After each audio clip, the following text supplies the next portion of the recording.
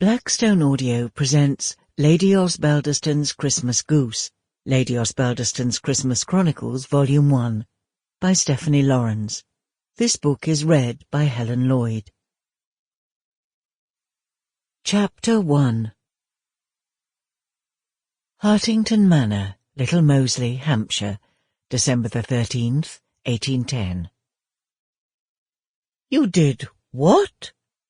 Standing in her drawing-room, Therese, Lady Osbaldestone, looked upon the three slightly rumpled children lined up, quite literally, on the carpet before her, with something akin to fascination. 3 of her brood of 16 grandchildren, they were proving to be remarkably inventive. Presumably they took after their mother, Therese's youngest daughter Celia, rather than their father, the rather stiff-rumped Earl of Winslow.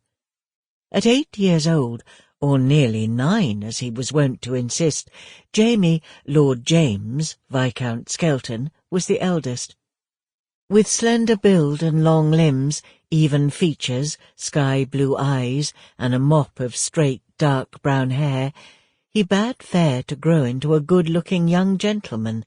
He would be a great catch one day.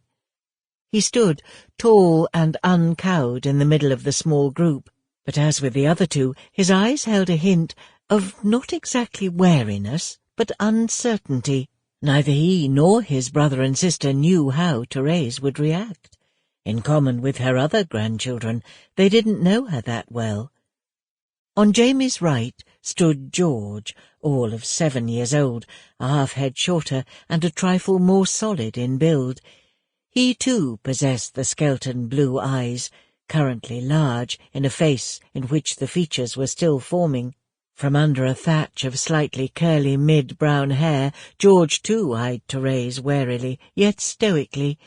His stance suggested he would stick by his brother, come what may. Standing on Jamie's other side, and holding on to his hand, was Lottie, more properly Lady Charlotte Skelton. Her blonde hair fell in large, loose ringlets about an angelic face.